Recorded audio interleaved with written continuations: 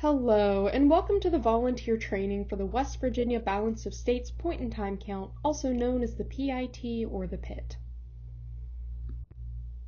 Here's what we'll be discussing in this training.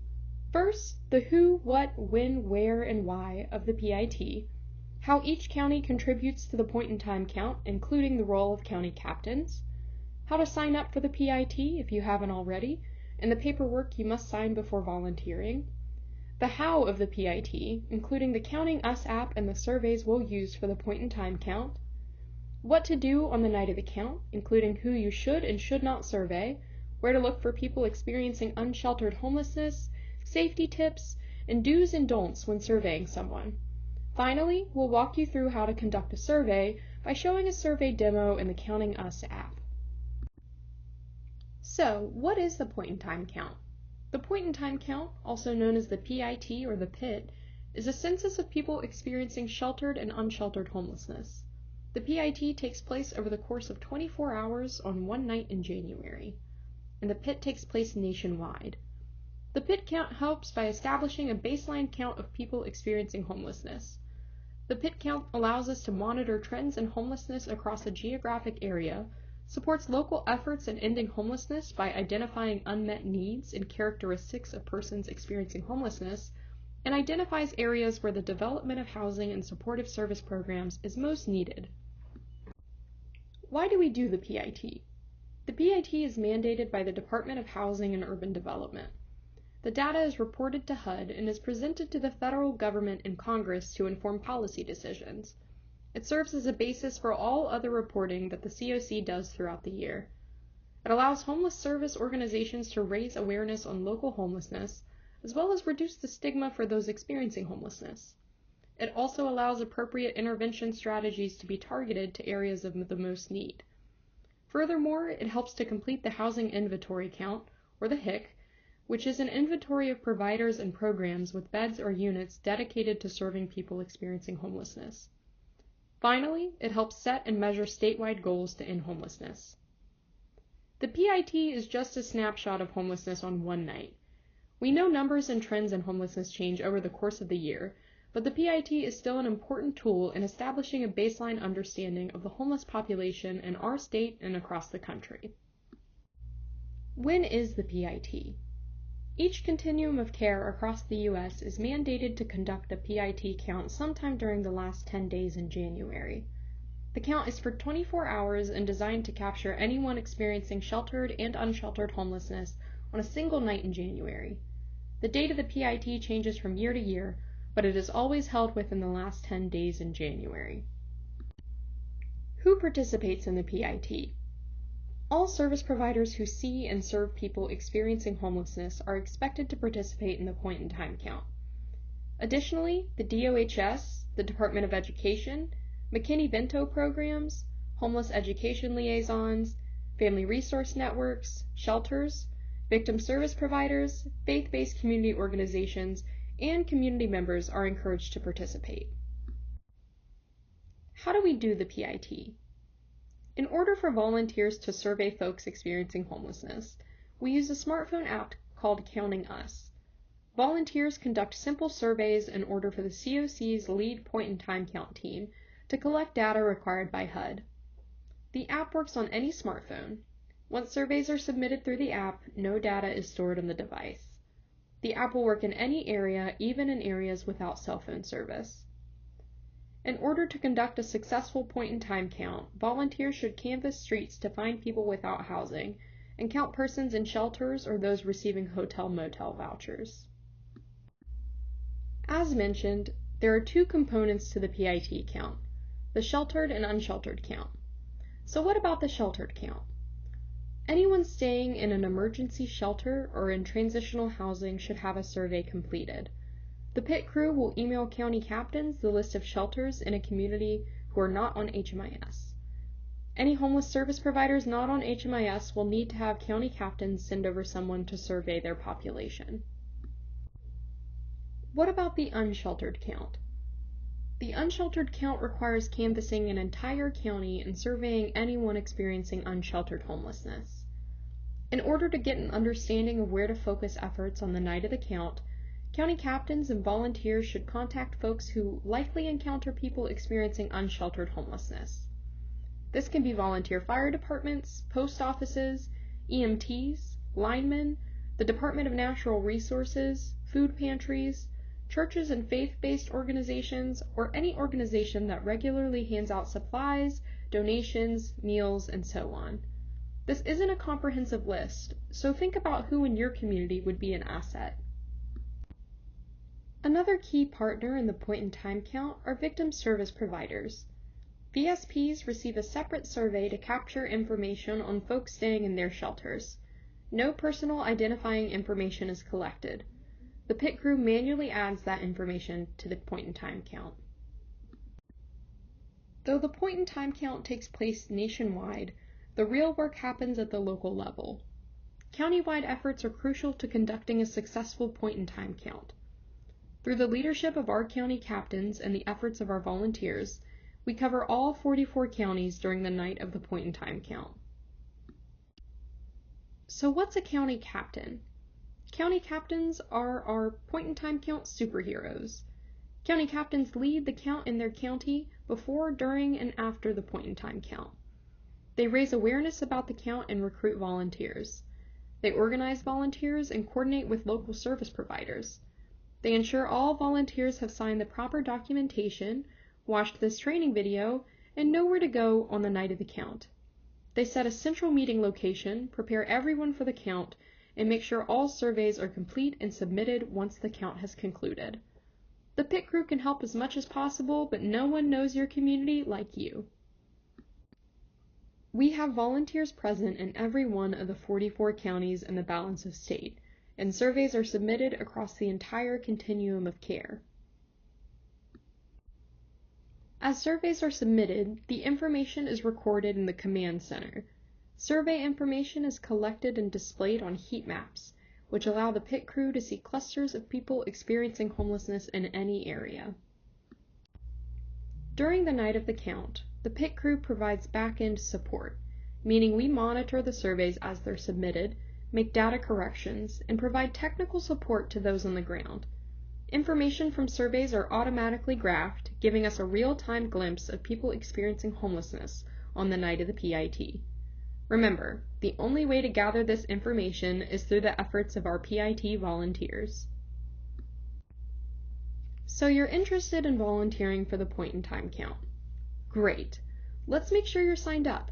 Visit wvceh.org/PIT and register for the count or update your information.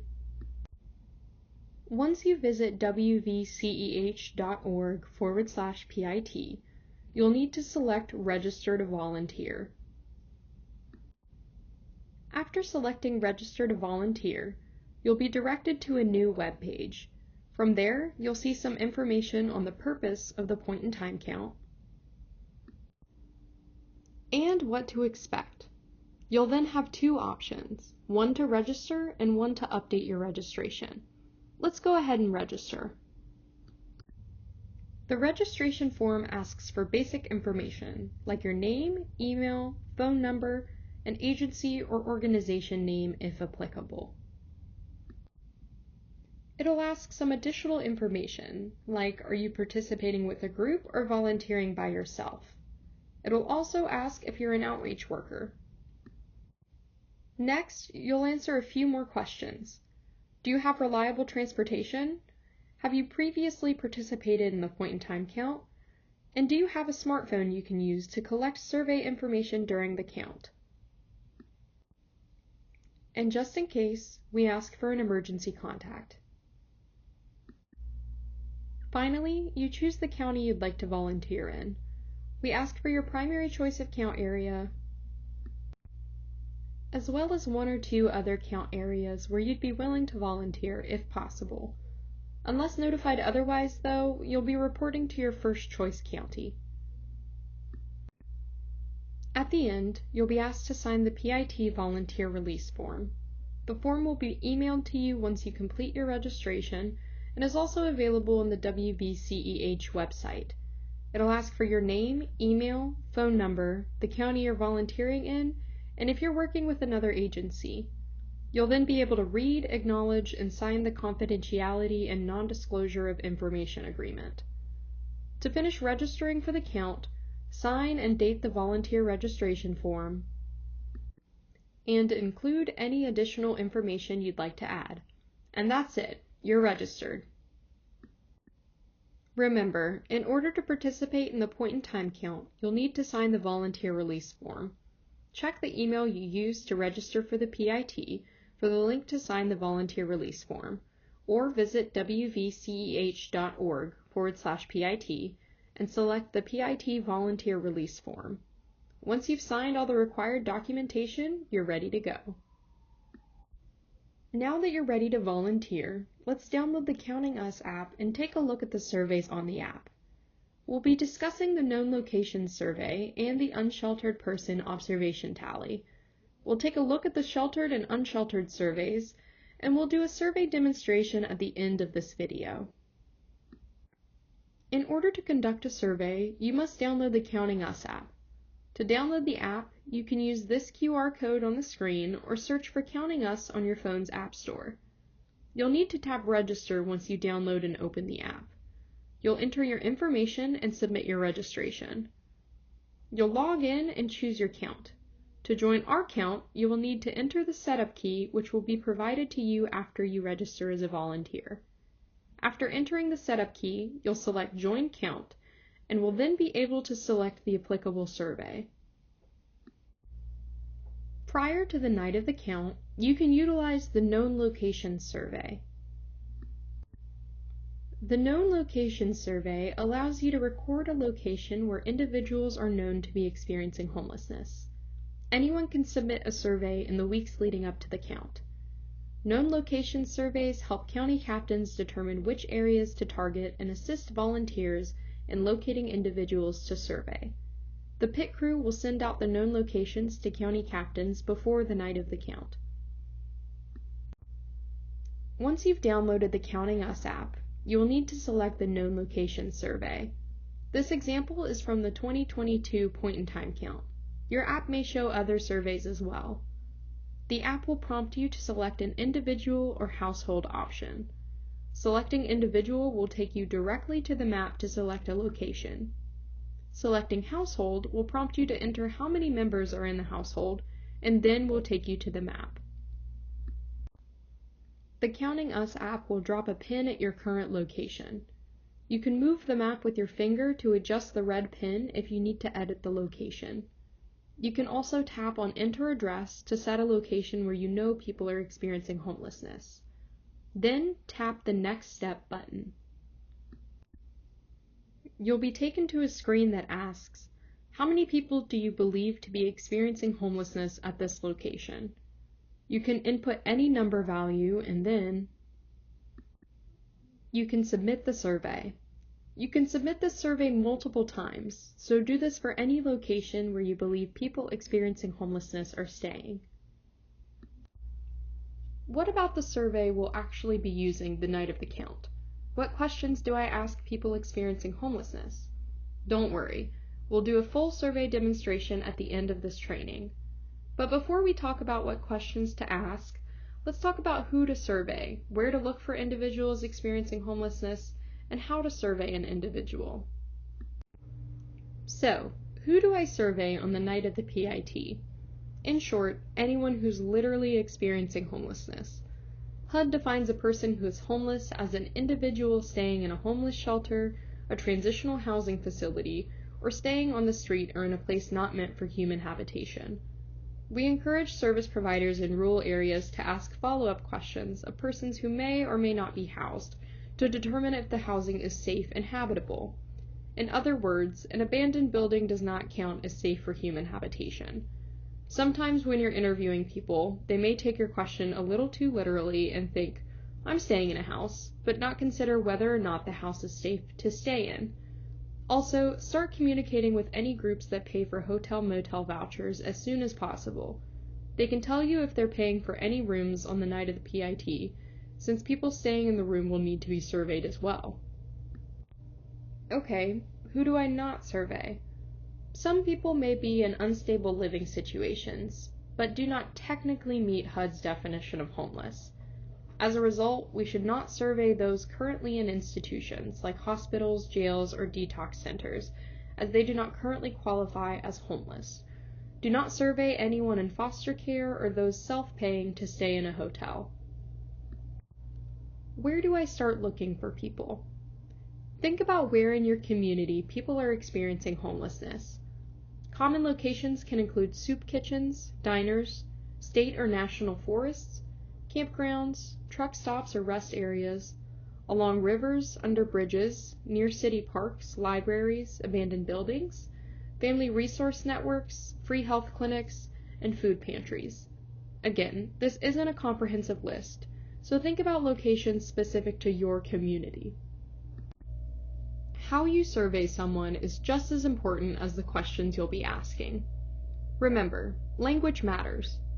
Asking someone to fill out a housing survey is more respectful and destigmatizing than asking someone to fill out a homeless survey. Introduce yourself and explain what you're doing. If you're canvassing in the woods and come upon an encampment, make sure you announce yourself and make your presence known. We don't want to catch anyone off guard. Be aware of your body language when you're conducting a survey. Be respectful. Get on someone's level, literally. If you encounter someone sitting on a bench, don't hover over them and ask questions at eye level. Aim for a 45-degree angle when speaking with someone to avoid crowding them. Finally, anyone you encounter has a right to refuse the survey. The survey can ask vulnerable questions, so it's good practice to ask if people are comfortable having this conversation here or if they'd like to go somewhere they feel safer. Sometimes we can make an informed deduction that someone is experiencing homelessness, but circumstances prohibit conducting a direct survey. In that case, we can conduct an observational survey. An observational survey is another tool in our PIT tool belt.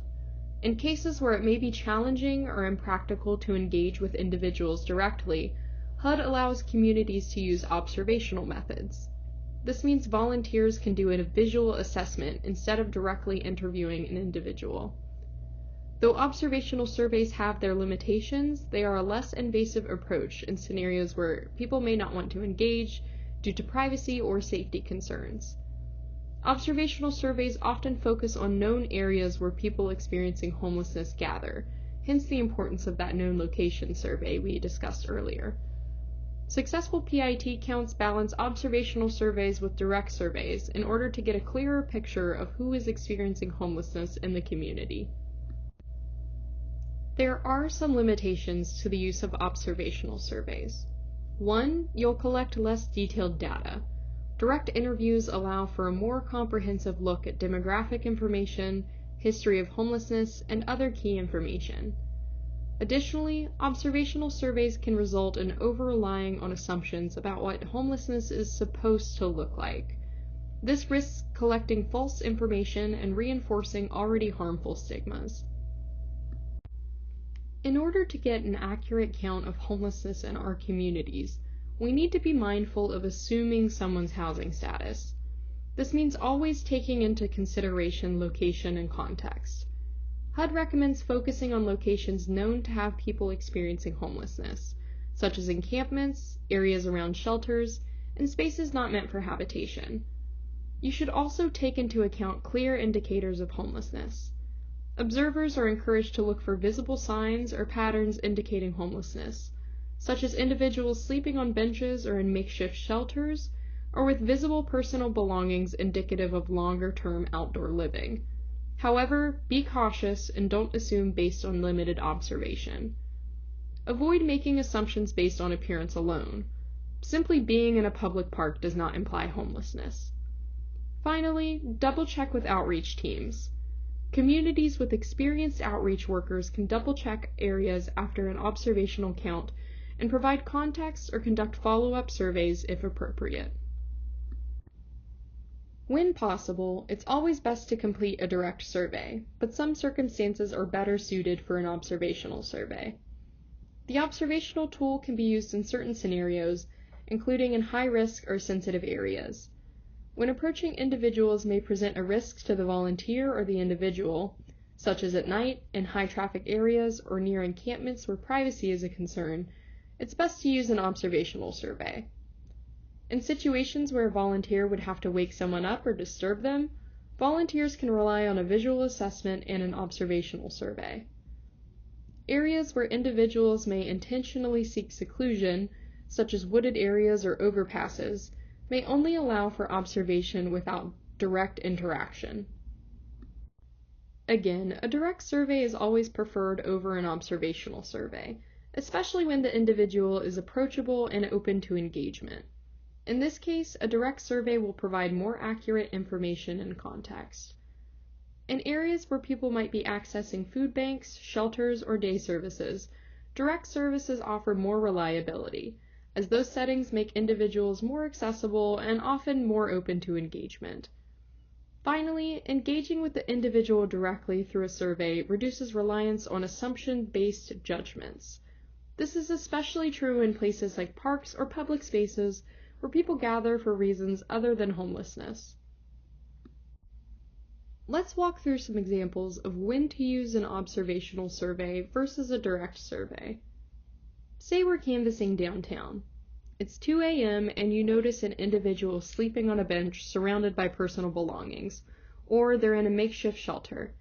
In this scenario, an observational survey may be appropriate if approaching the individual would be intrusive or if they appear asleep.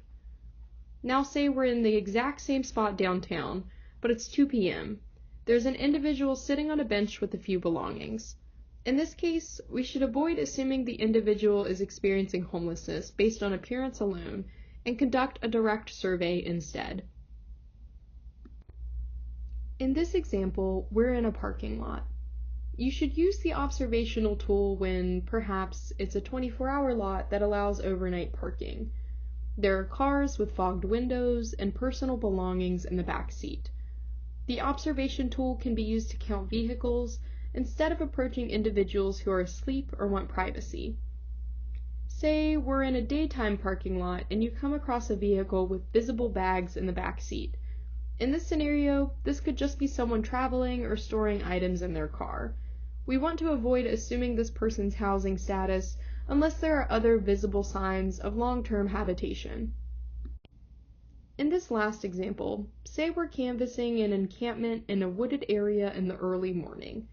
We should use the observational tool if we're in a known encampment for people experiencing homelessness. Conduct a visual tally and note the number of tents and estimate the number of individuals. Use of the observational tool in this scenario respects the individual's privacy and avoids disturbance. We should not use the observation tool if we're in a park or permitted campout where people camp temporarily. We can't assume a person's housing status based on a tent alone. In this case, confirm that the area regularly hosts unsheltered individuals before conducting an observational count. Remember, context matters. Keep in mind known locations and communicate with outreach teams. Avoid assuming someone's housing status based on appearance alone. Prioritize privacy and avoid disturbing individuals. Observational surveys should be reserved for when specific indicators align with homelessness and no direct engagement is possible. Observation-only methods work best when combined with direct surveys when possible in order to create an accurate count. Finally, it's time. The night of the count is here. Let's review what you'll need the night of the count, safety tips to keep in mind, and the do's and don'ts during the night of the PIT. Let's review what you'll need on the night of the count. First, make sure all documentation is signed. Sign the volunteer release form, which includes a waiver and a non-disclosure agreement. Download the Counting Us app, log in, and make sure you're counting under the correct count. Meet with your county captain and get your marching orders. Check in with your county captain periodically throughout the night. Know where you're going. Make sure you know which areas to target, how to get there, and how to get back. Finally, suit up. Make sure you're canvassing with a partner. Wear your cold weather gear and comfortable shoes. Make sure you bring a flashlight and don't just depend on your phone's flashlight. Real quick, let's talk about safety during the point-in-time count. You should be going out in teams of at least 2 people, and everyone volunteering must be at least 18 years old. You'll want to wear comfortable, closed-toed shoes and weather-appropriate clothing. If canvassing the woods at night, wear bright, high-visibility clothing. Make sure to carry your phone and a flashlight and leave your valuables at home. Make sure you coordinate with your county captain before you go out for the night. Finally, remember to use your best judgment. If you're canvassing in the woods, make sure you remember the trail you walk down. If you're in a building, make sure there's an open door or an easy exit. Here are some safety do's and some safety don'ts to remember on the night of the PIT. Remember to introduce yourself and explain what you're doing. Follow the survey. Don't deviate or ask any questions that are not required. Remain calm and be aware of your surroundings. Remember to be considerate of your tone and body language. We're surveying, not interrogating. Don't crowd anyone or hover, and make sure folks feel like they have an exit. Be respectful of people's privacy and belongings. Honor requests not to participate in the survey. If someone isn't interested in answering questions, they don't have to. When possible, provide information on community resources. Finally, be sincere and thank people for their time and participation. Let's talk about the don'ts. Don't enter anyone's tent or abandoned buildings. Don't touch anyone or wake them up. Remember the be respectful tip? Yeah. Don't pet anyone's animal without asking the owner first, and don't touch or search anyone's personal belongings. Don't panic. Remain calm and don't put yourself or anyone else in danger. Don't offer money or rides, and do not promise housing. Don't share anyone's story or personal information, especially not on social media. Finally, don't require anyone to complete the survey. Allow folks to stop the survey at any time. What do we do after the count? After you've finished counting, but before you're completely done, it's important to meet with your county captain. Your county captain will need to make sure all of your drafts have been submitted in case you surveyed someone in an area without self-service. Your county captain will debrief you on the count completion. If you are a county captain, please make sure all non-HMIS shelters and providers have been covered. You'll receive a list of those that exist in your county. Finally, congratulate yourself and your teammates on a successful count. Now, we'll demonstrate how to submit a survey using the Counting Us app. The first thing you'll want to do is tap the Counting Us application on your phone. As you can see, I'm already logged in, but if you're not, please do so. You'll want to make sure you're participating in the right count, and to do so, you'll select the Change Count button. If you select Join New Count and enter the setup key provided by your administrator, you'll join the current year's count. Once you know you're participating in the right count, you'll select Get Started. I'm counting under the West Virginia Balance of State 2024 Point-in-Time Count survey, but the name of the count will look different depending on the year. The night of the count, some questions or surveys may look different too, but the process is very similar. We discussed the known location survey, but you may also see an option for an unsheltered person observation tally. If the observation tally survey is available, you'll receive additional instructions for how to complete the survey. First, you'll want to select the unsheltered or sheltered survey. If you're going on the street looking for unsheltered people, please select Unsheltered Survey. It'll ask if you're surveying an individual or a household. I'm going to tap Individual, but if you select Household, it'll ask how many people are in the household and give you that number of surveys until you complete them for each household member, and then you'll get the option to submit. Next, your phone's going to geolocate your location. If that's not where you are, you can change it by moving the map with your finger to adjust the red pin. Then, you'll want to tap Next Step. The first question asks, have you already been interviewed today for the point-in-time count, with yes or no as the possible responses. If you select yes, this message will appear telling you to thank them for your time and how you only need to survey each person once, and then you can follow the rest of those directions to get back to the main screen.